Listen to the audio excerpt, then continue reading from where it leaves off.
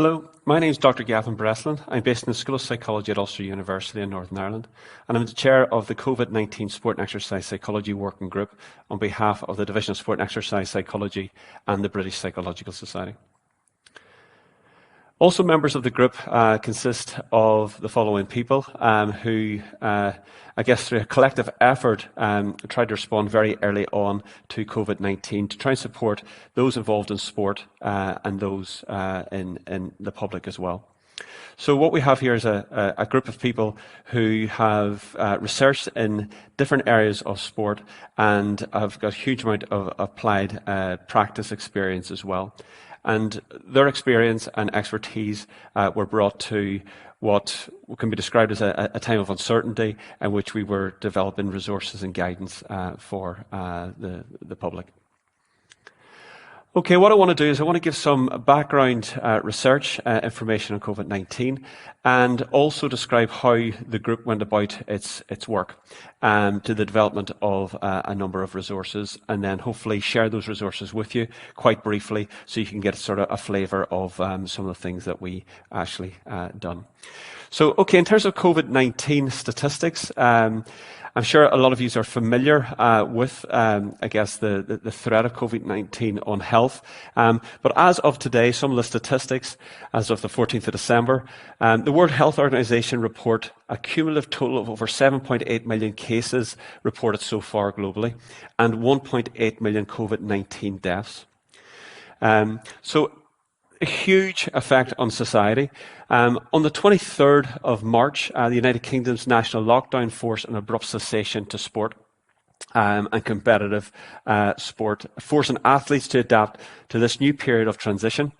And also, this is likely to have, at that point, had an effect on stress of athletes, mainly because of significantly altering training and competitive routines.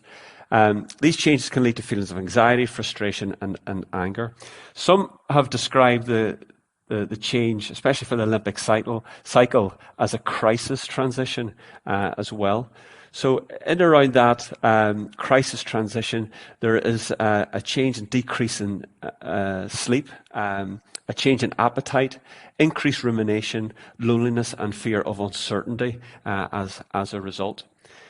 O'Connor et al. Conducted some research, again along with the British Psychological Society, and a group was formed in and around research and research support. And they made some predictions in and around the psychological consequences for society, for society's mental health. And I guess some of this has come through in more recent surveys as well to confirm this, in the general population, but also in athletes and the sporting population as well. So you'll see some research by DeFronzo that really looking at the effect of lockdown on athletes. And what they found was that it was a period of higher stress and a lot of increase in dysfunctional states as well. Pillay et al. Also conducted some work. This was a cross-sectional study like that of DeFronzo's et al.'s work, and they conducted this with elite athletes and semi-elite athletes as well during lockdown, and they revealed that sleep patterns changed significantly in 79% of athletes. They found that athletes, 61%, were training alone. 52% were feeling depressed and have struggled to keep themselves motivated as well.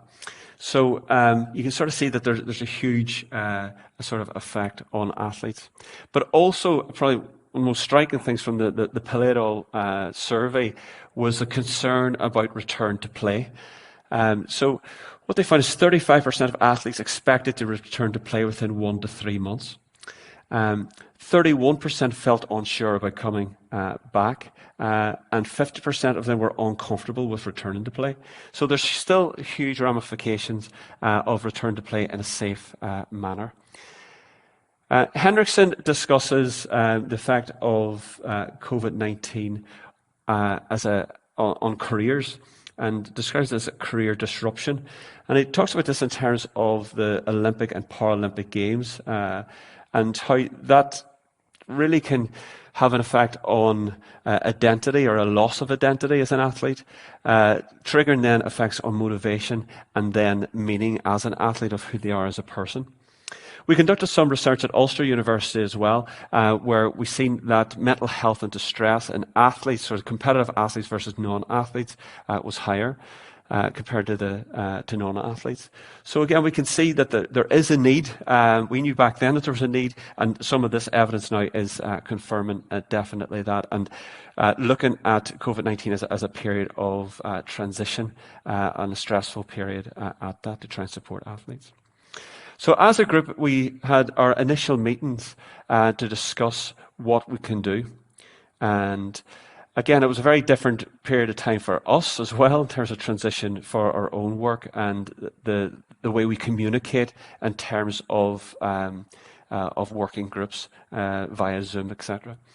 Some of the things we considered as a group was to consider the type of communication that was available to us, and we felt that guidance would be a useful way to do this. So written guidance, also the discussions in around podcasts and sharing of information as well. Once we got the guidance out there into the public. So we also wanted to establish what are the priority areas, and in the next slide I'll show you some examples of the discussions of areas. So when we talk about priority areas, we listed the areas that essentially we could write about or support athletes and their support networks with. And this is a key one: who was the target audience? And in this, we decided that we'd be looking to support athletes as opposed to perhaps the professional body, but as a priority. But again, that could be something that as we continue through COVID, that is supported as well. And there are other details of guidance with the British Psychological Society on supporting professionals, as in other psychologists. One of the key threads that was going through all the work that we've done is that we need an evidence and a research base for what we're suggesting. So there's a huge amount of evidence we could draw upon across sport and exercise psychology as well. And within that, we were looking at, the different audiences. So for athletes, for those who support athletes, but also the area of exercise psychology and how we could support the general population in terms of physical activity. And we know there's a lot of work done in health psychology as well across some of the working groups and the COVID task force for the BPS in terms of supporting health behaviours. And we also suggest that we will continually review, and that's what we've been doing as we go along, continue updating the evidence for what's available in sport. So here are some of the key areas of guidance that we discussed. Again, I'm not going to go through, I can't go through all these in great detail because of the limits in time, but you can sort of see how huge areas across athletes and the general population are affected, and how we as sport and exercise psychologists could provide some of our knowledge to try and help others. What we ended up developing at this point in time is 2 resources, one of which was advice for athletes during COVID, and that came out pretty early on in the lockdown. And then supporting youth athletes during COVID-19, that was advice for parents and guardians. And what I want to do is I want to take you through some of those documents so you can sort of get a flavour of some of the work that we were able to do. So if you just want to go to the BPS website, what you'll see is the response to COVID. And if you click on that, you'll see all the resources that are available. And these have been broken down into different areas. So here's resources for professionals and practitioners, the public, and then there's video resources, external resources, and then further information as you go on down through the website, including the coordinating groups that were involved in BPS as well to respond to COVID. But if you click in here, you'll see some of the resources that are just listed. So huge varied type resources from different divisions and some of the different groups that are there. If you click on more, you'll come to our first document, and that's advice for athletes during COVID-19. Okay, so there's a summary there. If you click on the document itself, it'll show. So within this document, you'll see quite a lot of information, but it's summarized for easy access. So here, it's a short introduction and some of the key topics here that were included. So within the first area, we felt it would be useful to have 3 priority areas. So that was mental health and dealing with uncertainty, maintaining social connections, and then motivation and goal setting. And the whole information around mental health and dealing with uncertainty has been drawn from consensus statements on mental health and well-being in athletes or for athletes, and also some of the stress management literature as well. You see some key concepts there described in that document, and then we go on then to give some examples of some of the things and advice that could be used. So an example is control the controllables in times of uncertainty, accepting feelings associated with stress and anxiety, and maybe maintaining a sense of perspective in lockdown as well. Here's some examples, again, in terms of responding to uncertainty. So deep breathing, using relaxation and imagery, maybe engage in some elements of mindfulness, maybe logging on and seeing what sort of apps are available as well, freely available online. Connection was a strong piece here as well, and talking to teammates and family, etc. Again, some useful distraction, perhaps techniques. So training and exercise, but also keeping within social distancing, taking up a new hobby, trying out new things as well. The second key component here is maintaining social connections. This is sort of trying to broaden the sort of social identity, or the identity of the athlete at this time of transition to broader than just sport. So trying to see what family members, friends, peers in sport, coaching staff and management in terms of good communication, but also stepping outside that as well. And using, I guess, identity mapping exercise, a short exercise on seeing who they have been involved with or been in contact recently or not, and then seeing, well, who could they reconnect with in terms of those surrounding them. We use the compass model based on some of the work that was available. So a couple of key points around there in the round, again, connection. And the third point there is motivation and goal setting. So here's some ideas around daily structure, setting goals for well-being, as well as exercising, going beyond that in terms of daily activities, and giving some short acronyms to try and help here in terms of the 5 R's for setting goals. So reflect, reevaluate, review, revise, and record. Short conclusion, and then some of the key references that were used in some of those studies as well. And also signposting, so resources beyond this resource, if it's in around mental health and around social support, so the Samaritan's Lifeline as well. You'll see some examples of the key authors of that document as well. So that was the first document. The second document that was developed was for youth athletes and their parents. So again, within this, we took a similar format in terms of what areas could we prioritize, because there could be numerous areas we could focus on, and then see what could be included. So this one here, in terms of the key areas: self-management for parents and guardians, navigating uncertainty, and then a similar one there in terms of motivation and goal setting. But again, remind ourselves that we're writing for younger people as well, so we needed the use of acronyms and stuff in there. So the first piece in around self-management, and we had a huge discussion in around this piece, and we thought that it would be best target were first of all in around parents and guardians. What could they do in order to self-manage their well-being and to try and manage uncertainty? Because remember, there's a lot of people working from home, maybe perhaps maybe unemployed or furloughed for a length of time, and there's a lot of more opportunities for, I guess, contact and discussions with younger people at home as well. So the whole role of positive role modelling was emphasised.